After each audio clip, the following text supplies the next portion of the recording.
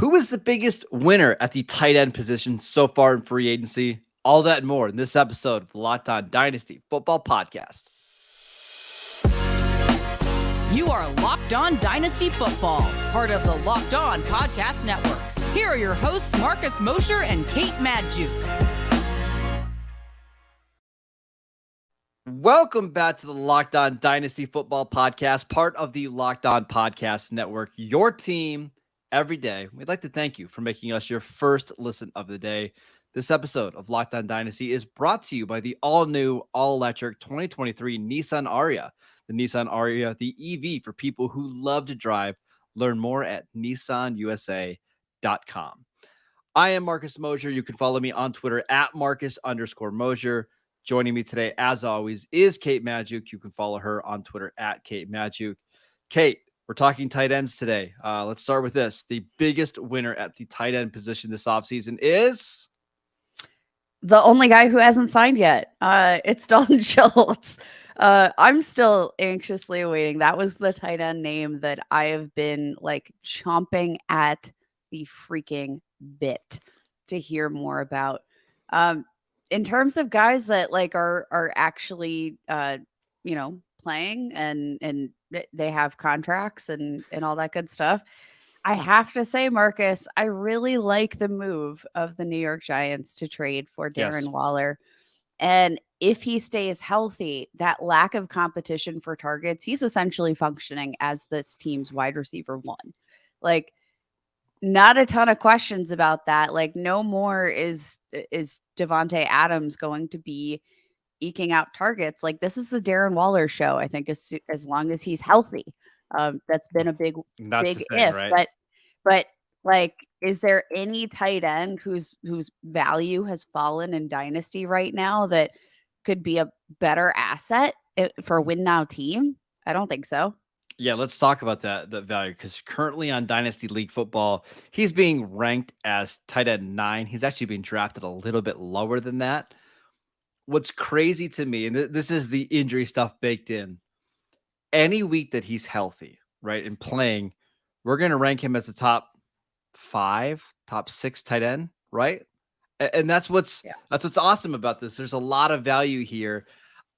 I'm curious to see how Brian Daboll uses him, because under John Gruden, the Raiders used him in the slot, and that's where he got all of his targets.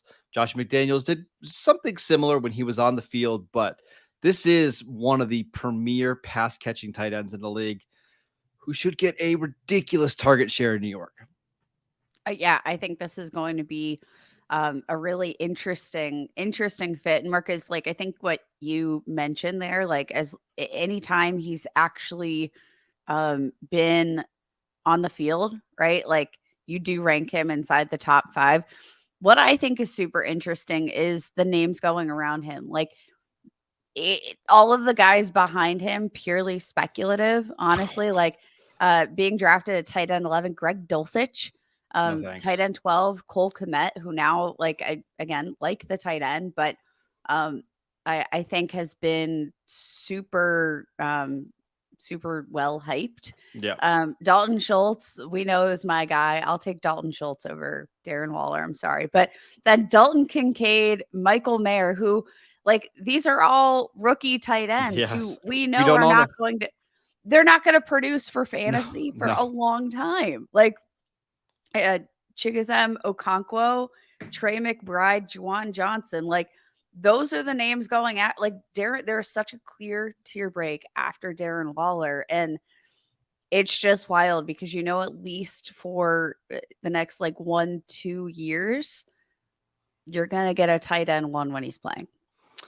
I agree. I still think now is the time to buy Darren Waller, because when he plays, you can bet on him to get 8 to 9 targets a game.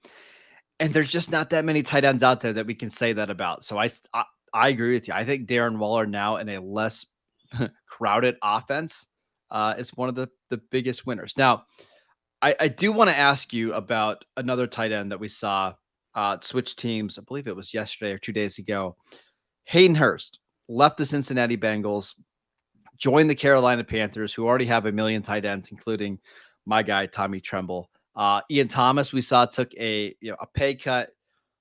how much does landing in Carolina hurt Hayden Hurst's value? I actually think it could help. Like one of the best indicators of a breakout tight end, right? Like in Hayden Hurst, he's like an old man. He's 29 years old. He's not that much younger than the aforementioned Darren Waller. But like one of the things that I look at when I'm trying to maybe identify some of these breakout tight ends are, these absences in receiving cores, right? Like there is no team right now that has a worse receiving core than the Carolina Panthers, like without a doubt. Yeah. Um, Hayden Hurst, like Ian Thomas, we know that blocking, that's his role. Mhm. I do think that Hayden Hurst is going to have to run. I wouldn't be surprised if it's a career high in route participation with the team, the needs that this team has. Like, would you be surprised if he led the team in targets? Because I really wouldn't. No, I probably wouldn't either. It's just I don't They're know not how they're not valuable targets, but they're not they're valuable targets. Yeah, and that's what makes me a little bit nervous. Now, I do think there's some value here. Being ranked as tight end 30 on Dynasty That's League nuts. football, like yeah, Too low. that's too low. But I also don't know if the move to Carolina makes him fantasy relevant either. Like I'm not going to feel great ever about starting Hayden Hurst just because we know the quarterback situation is likely to be pretty poor in year one, and you're going from Burrow to probably CJ Stroud or Andy Dalton. I'm just not all excited about it, Kate. That's all. I get not being excited, but I do think, like, again, when we're looking at potential values, right? Like in terms of what he might be like he's a former first round pick, right? We've seen um I think like not a tremendous upside for receiving, but um two of the last 3 seasons has had 500 plus receiving yards. um Yep. had 6 touchdowns when he was in Atlanta in his first season. Like he's not been great and pass blocking has not been his suit. So like again, from an opportunity standpoint, I think it's really hard. And again, like we can talk all day about like what does this opportunity with this specific team mean? It could mean that he's the primary target for a Yep. guy with stunning accuracy like CJ Stroud. Yep. And like if CJ Stroud's the one throwing the ball, then like, yeah, I'll take a shot on Hayden Hurst, who maybe, maybe we see a dip in the yards per reception. Maybe, there's not an incredible efficiency, but the volume could probably be there. And if you're in like, let's say a tight end premium league, I'll take a flyer on this dude. Like, Heck yeah. why the hell? Like, what you have literally nothing to lose by buying into Hayden Hurst at this point. And you have everything to gain because like tight Cost you end, nothing. the threshold for tight end productivity is so freaking low. Yeah. Okay. We also saw one of the league's best receiving tight ends move teams on Friday. Let's talk about that one next. This episode is brought to you by Built Bar. The Built March Madness bracket is here, and we all know that you have your favorite bar or puff, and now it's your time to make it count. Go to builtmarchmadness.com to vote for your favorites. I mean, listen, you know that my favorite is the cookie dough bar. It's absolutely fantastic. And if you want your favorite sports team to win, because you can bet for your sports team on there, you'll be voting for that bar too. Support your team, support your bar or puff. And when you vote for your favorite bar or puff, you will be entered into a drawing where 50 lucky Locked On listeners will get a free box of Built Bars. Not only that, but one Locked On fan will win a 12-month subscription to Built Bar to have the best Built Bars delivered directly to your door every single month. You've got to try Built Bars, the absolute best tasting protein bar on the market right now. They're so amazing. You're not even going to know that they're healthy for you. Covered in 100% real chocolate, 130 calories, 4 grams of sugar, 17 grams of protein. Absolutely fantastic. So run to builtmarchmadness.com right now to vote for your favorite bar or puff and pick up a box while you're there. You can vote every day in March. So hop on and support your pick. All right, Kate, on Friday morning, early Friday morning, we got some news that Mike Gesicki, formerly of the Dolphins, signed a 1-year, $9 million deal with the New England Patriots. I just want to know your initial reactions when you heard the news. New England loves paying tight ends. Like they are running like a tight end charity. I don't know. Like the I'm kind of just I don't get it. I don't get it, Marcus. I don't really think this is a move that makes a ton of sense for like a defensive minded team that we know loves to run the ball. Like, what sense does Mike Gesicki make for this team when like we know that Mike Gesicki's a really big wide receiver? Like he plays out of the slot, he'll play out wide, like doesn't bring anything in terms of like the blocking game. Nope. It He's a just feels receiver. like a really curious fit. Like if I'm the Patriots and I want to go get a tight end that I think has maybe some more like value in the diversity of his game, like I would have been targeting Dalton Schultz. Like you already have Hunter Henry who's Not a blocker. not a blocker. Like You traded Jonnu Smith, who was your blocking tight end. Like, what are they doing with the tight end? I don't know, and I don't want to buy into it because I think like they don't have a clear. At least it's not clear to me what their intention is for how this offense is going to work. The hard part with the Patriots is because they had so much success with Rob Gronkowski and the tight end that will not be named. You always have that in the back of your mind, right? Like, okay, hey, could this be that next duo? Could they figure out? Could they be the ones that figure out how to get these tight ends a ton of receptions? But we've been duped the last basically 5-6 years, right? When they drafted, was it Dalton Keene and Devin Asiasi in the, I think it was the 3rd round. Everybody thought those guys were going to be awesome. They signed Hunter Henry and Jonnu Smith in free agency in 2020, and everybody thought that was going to be the big move. Hey, they're shifting their offense to be tight end centric, and it didn't happen. I don't know. It's a very curious fit because Gesicki is a pure receiver, and it does feel like maybe that's a guy that Mac Jones could use. I just don't trust him to be a consistent part of the offense at all. It just it just feels like trade. I get trading away Jonnu Smith. I think that's fine. Like he didn't work out the way that they thought, but he still offered something that they haven't found elsewhere in this market. Like, I I would have loved, this is like going to sound totally unhinged, so bear with me, Marcus. Like my hope for Mike Gesicki was that he was going to go to the Giants and like instead of building their offense on a bunch of wide receivers in this barren free agency class and this crappy I say crap, there's lots of talent at the wide receiver position in this draft, but there's no true wide receiver one. Like Sure. There's not, this is not the classes that we've had in recent years. So like I was hoping that he would go to the Giants and they'd have this magic loophole where they just entirely focus on the tight end position as their receivers and that's their block around free agency. I thought that would have been brilliant.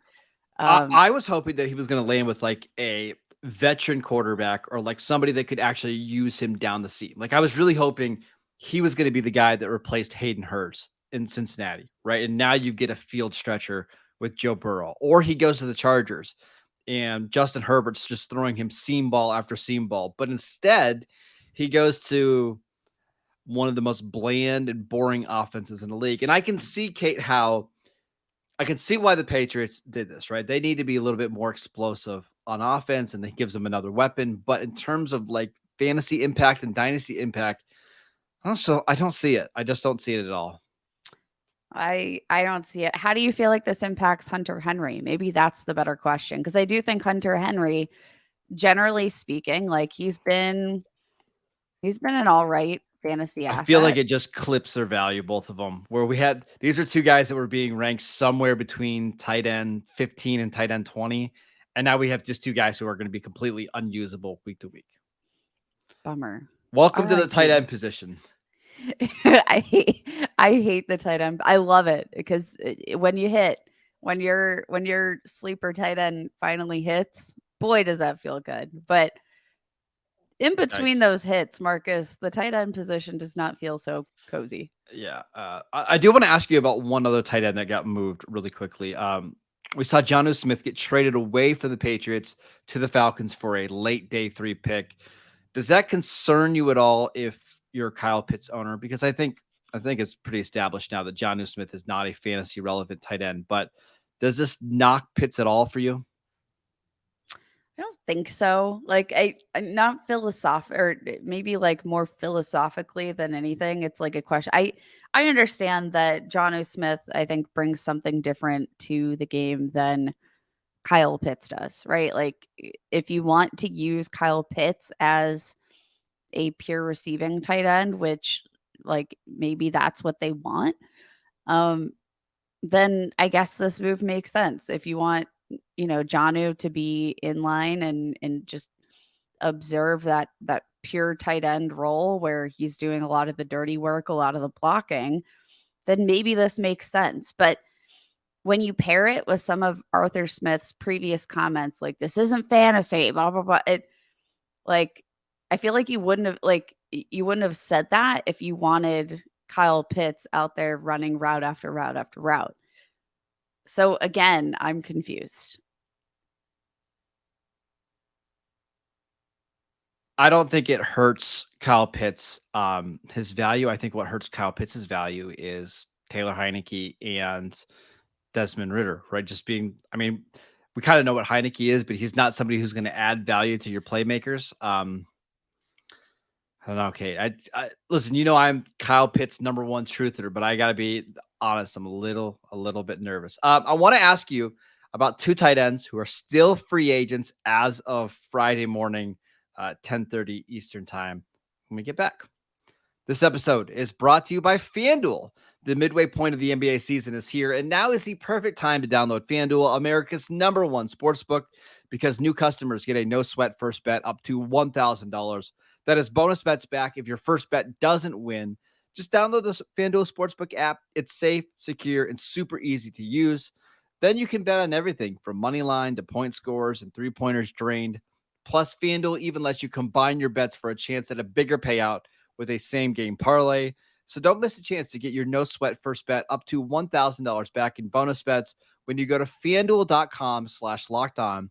That is fanduel.com/locked on to learn more. Make every moment more with FanDuel, the official sports betting partner of the NBA. All right, Kate, let's talk about some free agents still at the tight end position. You actually mentioned one at the top, uh, Dalton Schultz. Where My would you like? Yeah, where would you my like to one see him love. land?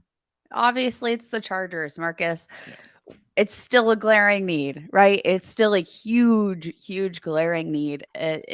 Like it feels like we've just been spinning our wheels here and with the Chargers, whether that be San Diego or otherwise. Like we're trying to find the next tight end for Justin Herbert to utilize. I feel like the need for a capable receiving tight end is amplified even more with the knowledge that the team's given Austin Eckler permission to seek a trade. Like Yeah. you have an aging Keenan Allen. We need to start thinking ahead before all of a sudden Eckler's gone. You can't rely on Keenan Allen to stay healthy. Like suddenly you realize like Mike Williams can't rely on him to like suddenly your superstar quarterback, your franchise guy has no Yeah. one to throw to. And I do think, I mean, it's really hard to think of a tight end that's been more reliable than Dalton Schultz for fantasy, especially over the last 2 seasons. 17 top 12 weeks. Like, Mhm. do you know how hard that is to find at the tight end position? 17 top 12 weeks. And I don't, it just feels like We're not valuing him that way. no, why not? Like, why is Dalton Schultz being valued and drafted around the likes of Dalton Well, Kincaid? Like, wrong I Dalton, guys. I think the problem is that people don't view him, rightly so, in the tier of Mark Andrews, Kyle Pitts, Travis Kelce, TJ Hawkinson, George Kittle, Dallas Goedert. Like he's pretty, clearly out of that tier, right? He's just he's not as athletic as a few of those guys. He's not as dynamic. And then when you go to the next tier, Pat Fryermuth, David Njoku, he's older than those guys. He's not quite as dynamic as David Njoku. So he's in the next tier of tight end, and that kind of gets in the wasteland of tight end, right? And we're just not sure where that guy, where he lands. And I think where he ends up is going to be very important for his dynasty value. But I've got a spicy take for you on where I would like to see him land. You ready? Okay. The Dallas Cowboys. We already know. I wanted that from the beginning. And Marcus Mosher, my favorite Cowboys analyst, said no way. I don't think a few weeks ago it was all that likely, right? Because I think Dalton Schultz turned down a deal of like $12 million a year from the Cowboys.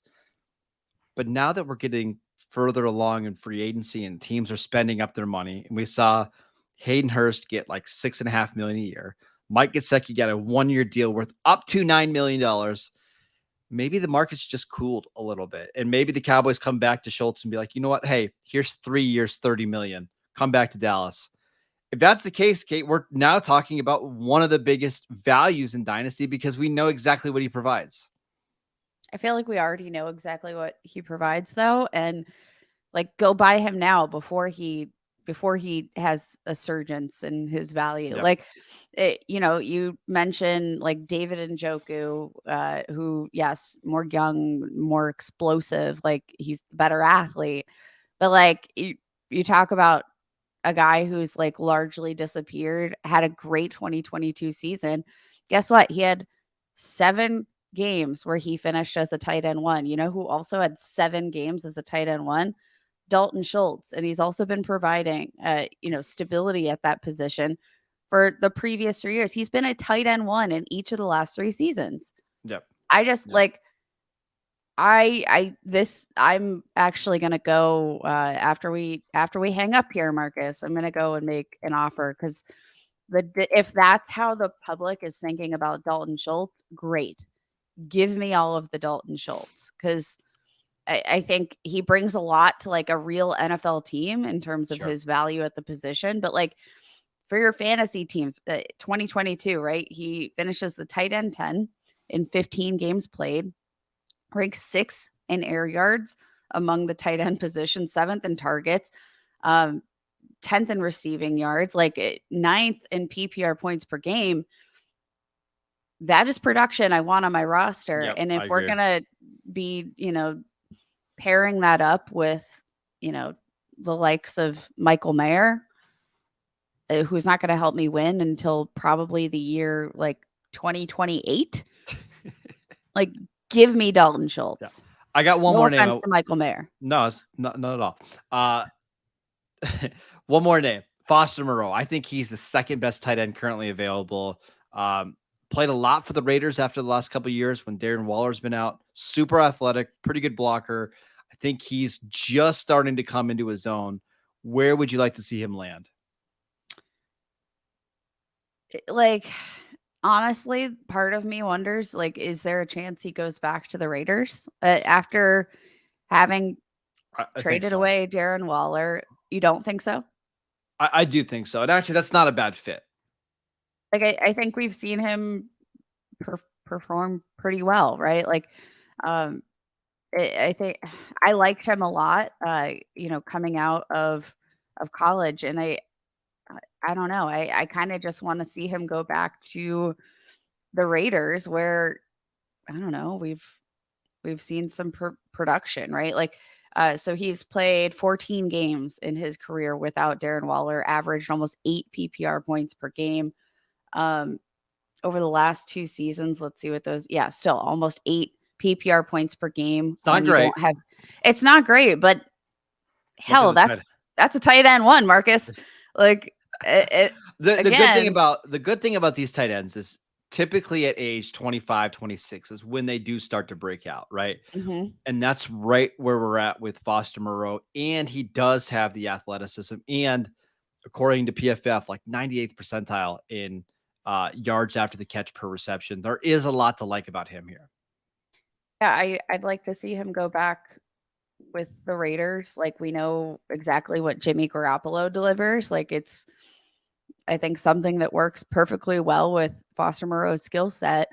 Obviously, you have, you know, plenty of playmakers there at this point, but um, I feel it would be unwise if the Raiders Okay. didn't go back to the well, especially after trading away Darren Waller. All right, that is it for today's show. Thank you for making Locked On Dynasty your first listen every day. Now make your second listen to Locked On NFL Scouting Show with the Draft Dudes. From free agency to the draft, salary cap management, and more, join NFL experts Kyle Krabs and Joe Marino as they take you through what it's like to build a successful NFL franchise every Monday through Friday.